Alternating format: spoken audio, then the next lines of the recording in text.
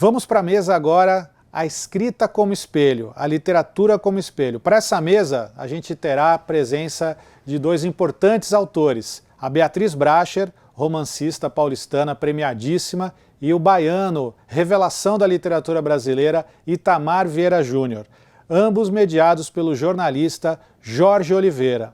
Então estejam convidados para essa importante mesa da Tarrafa, a escrita como espelho.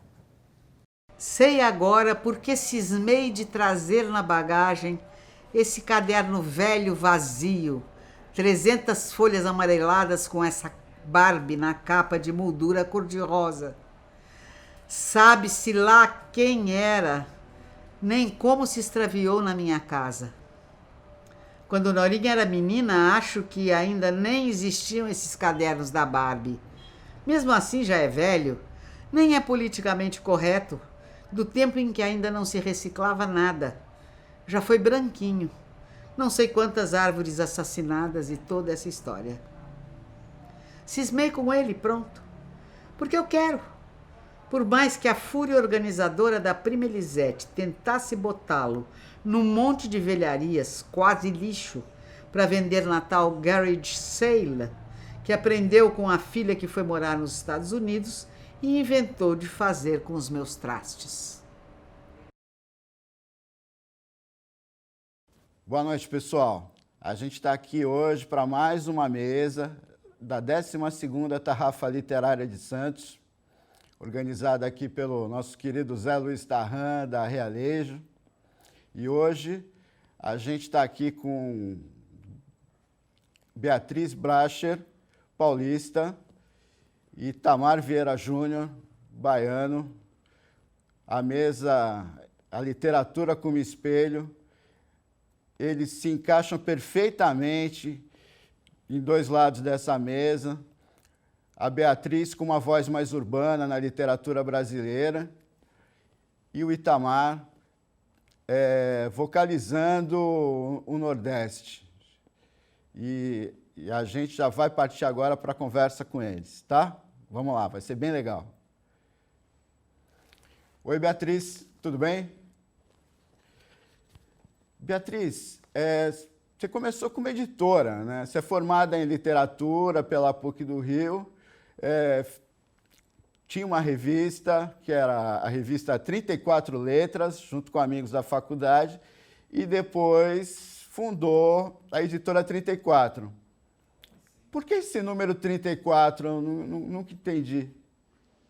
O 34 foi da revista, que chamava-se 34 Letras. Nós éramos 5 e já sabíamos como é que ia ser a revista e não sabíamos ainda o nome dela. Então, aquela discussão, conversa. Enquanto a gente estava elaborando o que seria a revista, isso tudo, eu estava lendo o livro que chama Dr. Fausto, do Thomas Mann, e ele fala, a única coisa que o Adrian Leverkuhn, que é o personagem principal, o músico, leva para as várias casas e quartos que ele vai, é um quadrinho onde tem um quadrado mágico. E o Thomas Mann, ele só fala 2 números que tem, o 16 e o 1, e fala as posições, e fala que todas as linhas, se você somava as verticais, as horizontais, dava a soma o 34, sempre. E enquanto a gente ia fazendo a revista, elaborando, pensando, um amigo, que é o João Guilherme, que era um dos editores também, ficava tentando achar os outros números. Era meio um sudoku daquela época, vamos dizer, porque nenhum número poderia se repetir, era do 1 ao 16, sem nenhum se repetir. E, na verdade, o Thomas Mann diz que esse número existe numa gravura do Dürer, chamada A Melancolia, enfim, tem em vários lugares, a gente poderia ter procurado. Na época não tinha internet, assim, pelo menos não tão fácil. Mas aí a gente pensou, bom, a gente não queria nenhum nome que nos filiasse a nenhuma escola, nenhuma... A gente queria que a nossa cara fosse sendo formada de acordo com o que a gente publicasse. E a gente achou que dar esse título seria legal também pelo próprio livro, assim, primeiro uma ideia de que tem vários caminhos para se chegar ao mesmo lugar, e a ideia é um pouco da arte ligada ao subsolo, porque, enfim, no livro tem uma certa ideia exatamente de uma inspiração vinda do diabo ou de algo que não é o divino para cima, mas o divino para baixo. Então, a gente achou que tinha a ver com o que a gente estava fazendo. Boa tarde, Jorge. Boa tarde, Beatriz. É uma honra estar aqui participando dessa mesa com vocês, né? Eu admiro muito o trabalho da Beatriz Bracher. Para mim é uma honra estar aqui com ela, como aprendiz, ouvindo também, né? Como você escreve, né? Como pensa também. E, na verdade, Jorge, o conto foi publicado primeiro, mas eu comecei escrevendo narrativas longas. Eu tenho narrativas que eu nunca publiquei, né, e que nem quero publicar, mas o conto veio como uma necessidade, né, de escrever. Eu acho que são narrativas distintas, né, o conto, como a Beatriz diz, ele se resolve logo, né? Geralmente está tratando de um determinado evento, de um determinado fato, é um instantâneo, a gente poderia dizer, é uma fotografia do momento da história, né? E a escrita não foi planejada, né? Eu comecei escrevendo narrativas longas, depois fui para o conto, aí volto para a narrativa longa. Eu estou numa fase igual a de Beatriz, quando, por conta da divulgação do último romance, Torto Arado, eu tenho recebido muitas encomendas também, Beatriz, e tenho sido instado a escrever contos e tenho feito isso também para ajudar a divulgar o romance, né? Mas tem sido uma experiência muito prazerosa essa, desde que o romance foi publicado em Portugal, eu escrevi alguns contos para revistas de Portugal. Depois, aqui no Brasil, né, eu tive até o retorno hoje de um conto que vai sair em dezembro, no suplemento de Pernambuco. Eu tenho escrito também por encomenda, e isso tem sido interessante também, um desafio, né? É bem diferente, porque geralmente dão um tema, dão algo, né, para a gente pensar, desenvolver, não é aquilo que nasce da gente, né? Como as histórias que a gente escreve, né? Seja conto ou seja romance. Mas eu penso também que o conto ele, é, ele está muito próximo ao poema, né? À estrutura de um poema. E para mim é sempre prazeroso, né? Um desafio escrever tanto conto quanto o romance. E eu não tenho hierarquia entre os dois, né? Para mim, nenhum dos dois é mais importante. Eu sou tanto leitor de contos, né? Como leitor de romances. E se eu tivesse, assim, tem autores que só escreveram contos e que para mim são autores, né, fundamentais, né? Ou então que sua obra, né, de contos aquele espanto, né? Aquele assombro. A Clarice Lispector, por exemplo, o Rubem Fonseca, né? Muitos outros autores, o Chekhov, né? E muitos outros também. Eu admiro as duas formas. Tamar, o seu mais recente livro, Torto Arado, foi lançado primeiro em Portugal. Por quê? Jorge, eu não, assim, minha carreira como autor, né, tá começando. O primeiro livro que eu publiquei foi em 2012, foi um livro de contos, e eu não sabia muito o que fazer com aqueles contos. Eu me lembro que eu passei numa avenida muito movimentada de Salvador e tinha um outdoor chamando para um concurso de contos que já acontecia há alguns anos aqui, né, do Banco Capital, com um projeto de arte e cultura, e um ano era destinado a contos, outro ano destinado à poesia. E eu encaminhei esse livro, o livro foi publicado, venceu o concurso, né, foi publicado, a gente submetia de forma anônima. Depois eu publiquei um outro livro de contos, já em 2017, o título é A Oração do Carrasco, e eu também não sabia muito o que fazer, né? Eu sabia que se caísse lá nas editoras, né? A gente nunca sabe quando vai ter a resposta e tal. Eu submeti a um edital de cultura do governo do estado e consegui a publicação. E foi muito bom, porque eu fiquei com os exemplares, eu pude fazer uma distribuição, né? Mandar para jornais, mandar para alguns críticos que escrevem para blogs, né? E jornais. O livro teve uma boa acolhida, teve boas resenhas e chegou a ser finalista do Prêmio Jabuti em 2018, na categoria Contos. E da mesma forma aconteceu com o romance. Eu não sabia muito o que fazer com o romance, e aí, assim que eu terminei de escrever, tinha feito uma revisão, né, com a revisora, como a Beatriz colocou antes, eu fiz esse diálogo com a escritora que revisou, né, uma pessoa que eu dialogo bastante. Eu submeti ao Prêmio Leia, em Portugal, e é um prêmio que a gente concorre também de forma anônima, e deixei, né? Eu fui ver depois quem tinha vencido o Prêmio Leia, só um brasileiro venceu em 2008, um moçambicano havia vencido em 2009, mas os outros vencedores tinham sido portugueses. Eu juro que eu não imaginei que o livro fosse ser selecionado. Eu já estava me preparando para mandar para outros concursos, outras coisas. E um belo dia eu recebi o telefonema do poeta Manuel Alegre, dizendo que é o presidente do júri, dizendo que o livro tinha sido o vencedor, né? Para mim foi uma transformação, porque a partir daí eu acho que a carreira ganhou um empurrãozinho que precisava, né? O livro foi publicado em Portugal por uma grande editora, o Grupo Leia. Eu pude percorrer o país de norte a sul, né? Muitas vezes ano passado para poder divulgar o livro. Todavia, né, se interessou pelo livro, lançou o livro no Brasil, né, e no Brasil não tem sido diferente, né, eu tenho participado de muitos eventos e tudo. Por isso que o livro foi lançado em Portugal. E para mim muito curioso, porque é uma história muito nossa, muito brasileira, do sertão baiano, né?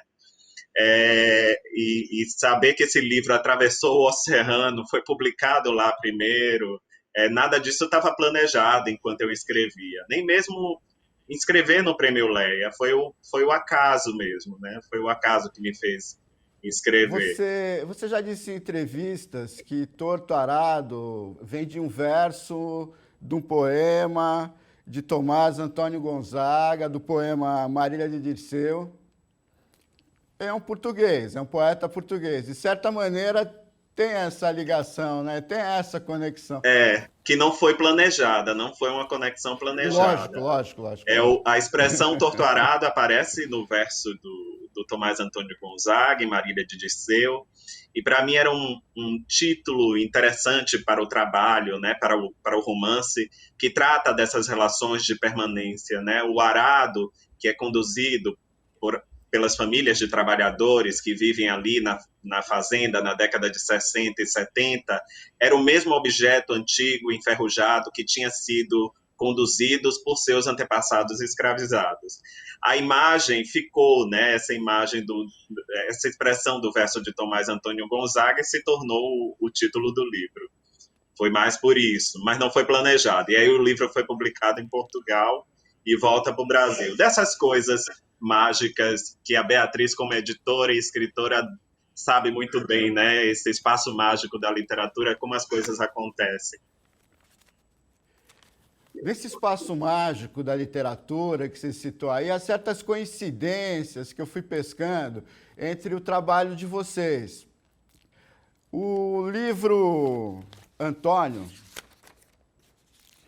da Beatriz, você usa 3 vozes para contar a história. A avó do personagem, um amigo do avô e um amigo do pai do protagonista. É uma história urbana. Como é que você chegou a essa solução para contar essa história? Os meus 2 primeiros livros tinham sido escritos na primeira pessoa.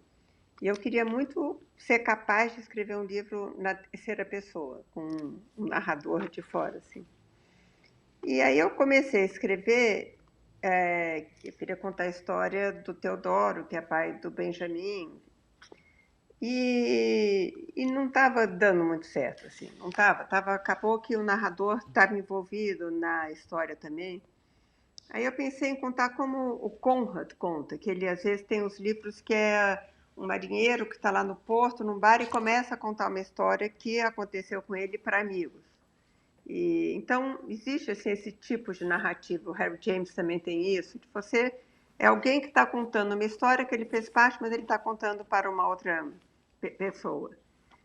E daí eu, então, comecei isso, e a terceira pessoa, que é a outra pessoa, não era alguém que estava do lado dele, mas era o leitor, quer dizer, funciona como leitor, era o filho do Theo, que não aparece na história, mas é o ouvinte das 3 personagens.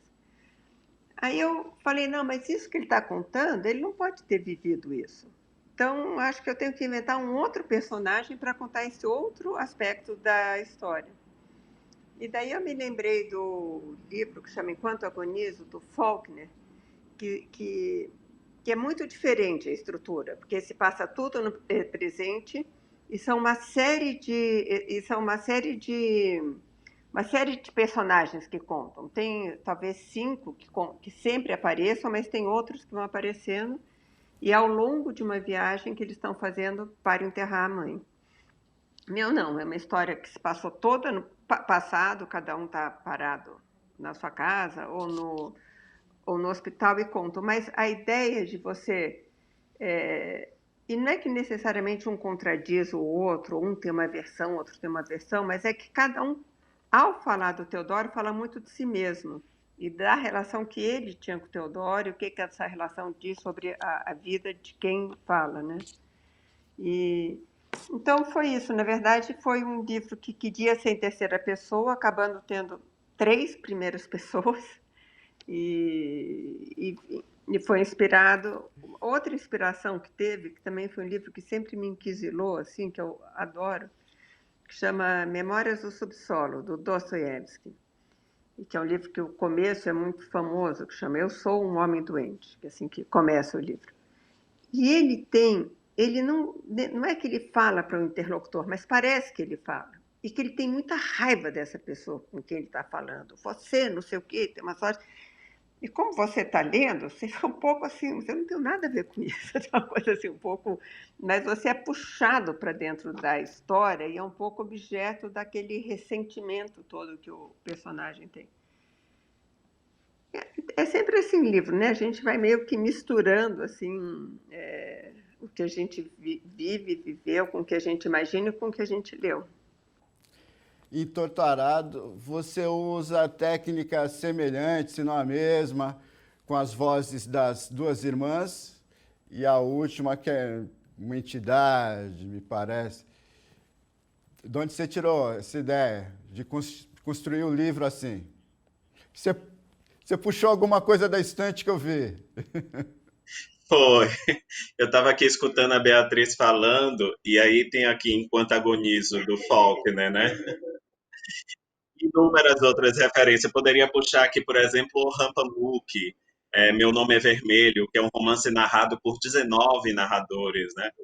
E um dos narradores é um pigmento, é uma tinta vermelha, que dá o título ao livro, né? Meu Nome é Vermelho. O narrador sempre começa cada capítulo se apresentando.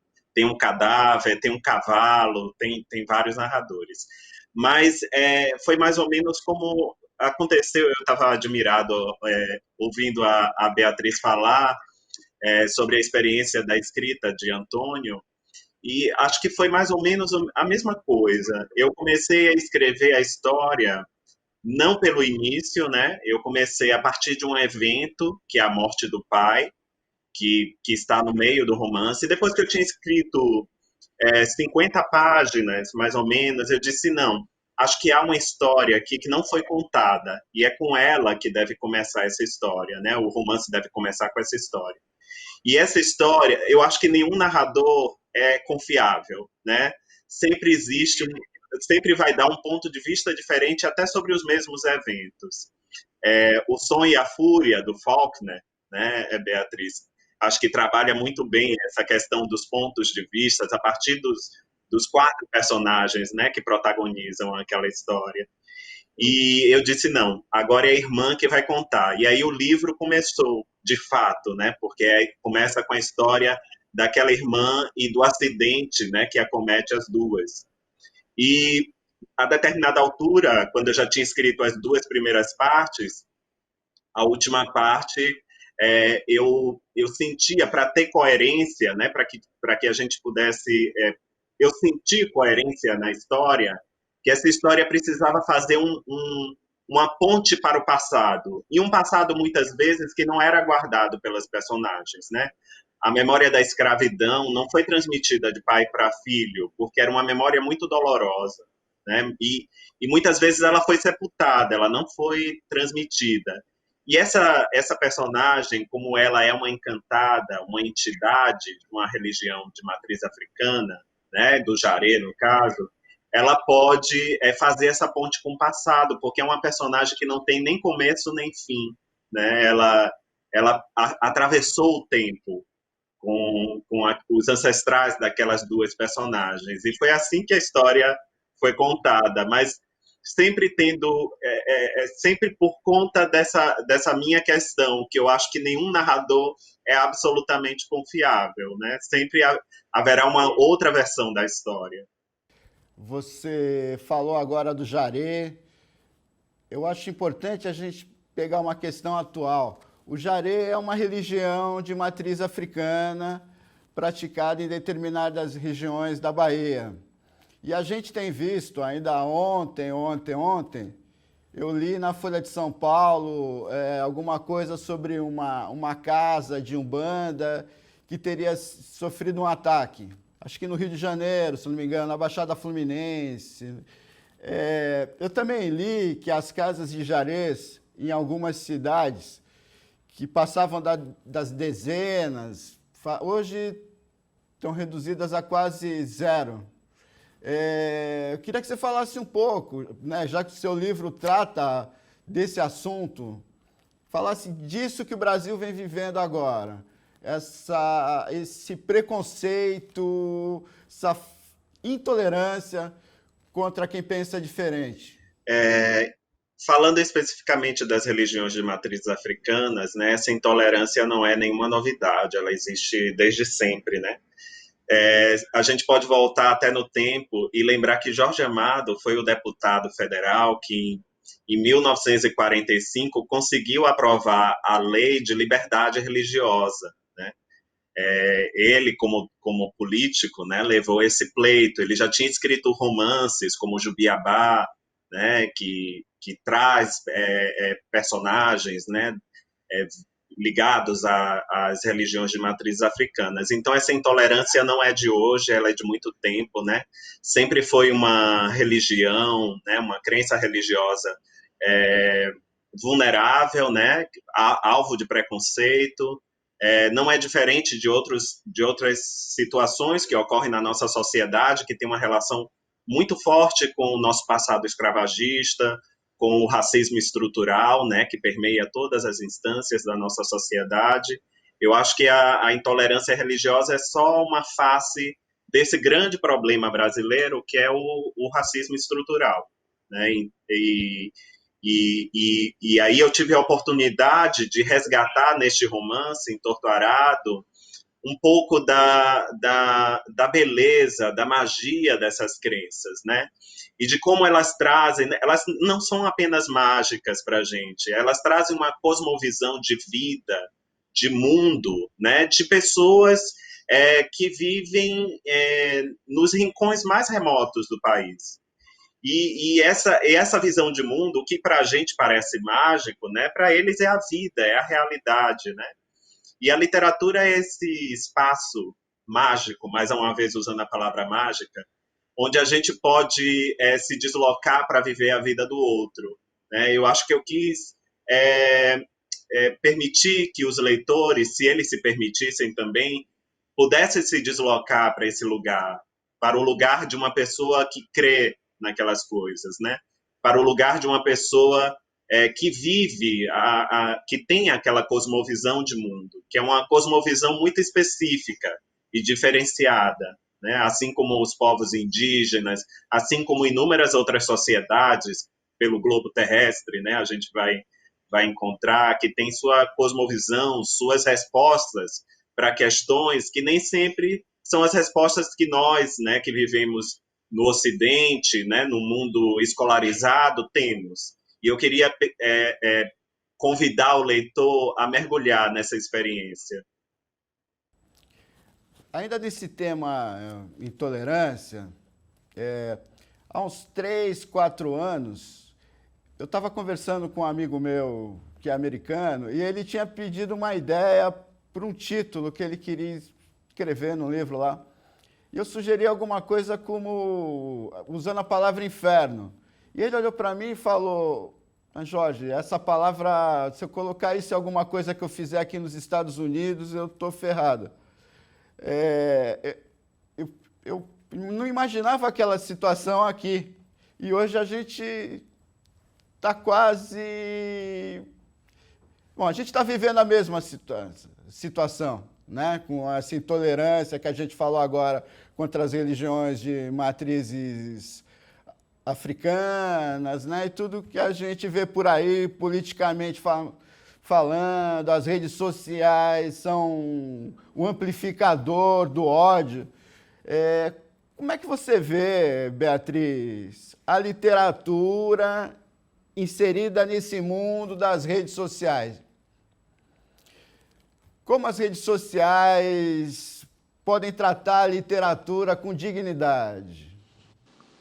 Eu acho, assim, vamos dizer, a literatura, como qualquer arte, artes plásticas, teatro, cinema, ela é uma... vamos dizer, ela é a realidade, ela faz parte da realidade, como um sapato faz parte da realidade, como uma estante faz parte da realidade, mas ela também cria uma realidade que está acontecendo junto, né? E essa outra realidade, ela quebra um pouco o que a gente está vivendo, ela torce um pouquinho o grau da Terra, a gente começa a ver as coisas um pouquinho diferente. Como o Itamar falou, como a gente vive o personagem, a gente começa a olhar diferente, porque o personagem está olhando diferente, a gente vive outros mundos. E eu acho que quem lê literatura, ou vê um quadro, ou vai num teatro, ou um cinema, ele tem essa capacidade um pouco de não se entregar para seitas, vamos dizer, porque eu acho que a internet, as redes sociais, elas têm coisas maravilhosas, mas se há uma coisa emborrecedora, é essa coisa de você se deixar levar por opiniões dos outros que passam a ser suas, sem nem você se dar conta que não é a sua opinião, mas você já está emitindo aquilo. E eu acho assim que a ficção ela desenvolve uma autonomia emocional nas pessoas por causa dessa capacidade de se colocar em outro lugar, por ser silenciosa, sabe? É só você com você mesmo que está ali lendo, que eu acho que acho que as pessoas que leem, as pessoas que usufruem, as pessoas de arte em geral, elas têm uma capacidade de se relacionar com as redes, talvez com aquilo que elas têm de melhor, e não se deixar envolver assim tanto, né? E eu acho, sei, talvez seja o que eu tenho a dizer, assim, porque como que as redes sociais tratam a literatura, isso, na verdade, não sei se tem um padrão para isso, né? Tantas pessoas estão nas redes e cada uma trata de uma maneira. Se tem um padrão, eu não conheço, eu não sei. Agora eu vou voltar à primeira pergunta que eu ia fazer para você, Beatriz, logo no começo, que eu perdi o fio da meada, passei para outra. Era sobre o seu livro mais recente, premiado também, Anatomia do Paraíso. Da mesma maneira que vou reformular. Como Itamar usou um poema para dar nome ao livro, você também parte de um poema do John Milton para contar a história dos dois personagens. Um estudante que está escrevendo uma dissertação sobre o poema, né? O nome do poema é Paraíso Perdido, e a outra personagem, a Wanda, né? Qual a relação do poema com a ideia que você teve de escrever esse livro? Na verdade, eu gosto muito do conto eu gosto muito de ler, né? Tanto conto como romance. Eu fui uma leitora muito voraz de contos na adolescência. Eu comecei lendo conto. E talvez os dois autores, para mim, maiores, quando eu comecei a ler, e que ficaram até agora, seja o Borges e o Kafka. E ambos escritores de contos, né? Ou, no máximo, de novelas. E acho que, para mim, o conto, então, era uma coisa meio mais sacralizada do que o romance. Como se o romance pudesse ser mais sujo, vamos dizer assim. E mesmo a resolução dele, como se dá ao longo de muitas páginas, ela é menos pura, ou menos, enfim, alguma bobagem assim. Eu sei que eu comecei pelo romance, talvez por medo do conto, e o que aconteceu foi que eu escrevi 3 livros, e conforme eu fui escrevendo, e algumas pessoas acharam bom, escreveram falando bem nos jornais, me pediam se eu tinha algum conto para editar numa revista, para publicar. Então, foi um pouco com o intuito de divulgar os romances que eu comecei a tentar escrever os contos, aceitando as encomendas. E foi dando certo, eu acho, assim. Eu fui gostando, fui achando bom, assim, o que eu estava escrevendo. E então, os meus 2 livros de conto, quase todos os contos já tinham sido publicados em revistas antes. E é isso. Eu gosto dos meus contos, mas, em geral, as pessoas dizem que eu sou mais uma romancista, tenho a mão mais para o romance do que para o conto. Beatriz, você também está vivendo, você achou que ia ter uma calma, ia descansar, e os compromissos vieram numa bola de neve. Você sabe que, no meu caso, eu não sei nem tantos compromissos, sou eu mesma. Parece que é uma situação que não permite muito se focar. Tem uma certa inquietude, assim, uma coisa... Agora, assim, há um mês atrás, eu consegui começar a trabalhar de novo, mas eu não sei, tem uma coisa esquisita, assim, no ar. Acho que a pandemia, o Bolsonaro, a situação econômica do país, esse ataque frequente, assim, à cultura, à arte, não sei, acho que isso tudo dá uma certa esquisitice na cabeça. Esquisitice, assim, no sentido que não é só a tristeza, ou a raiva, a indignação e o trabalho, como é que você lida com isso?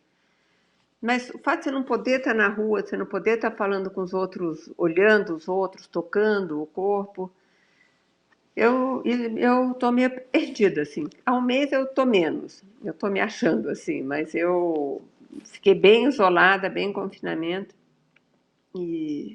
mas acho que agora eu já estou conseguindo enxergar, assim, um caminho para trabalhar, apesar disso tudo.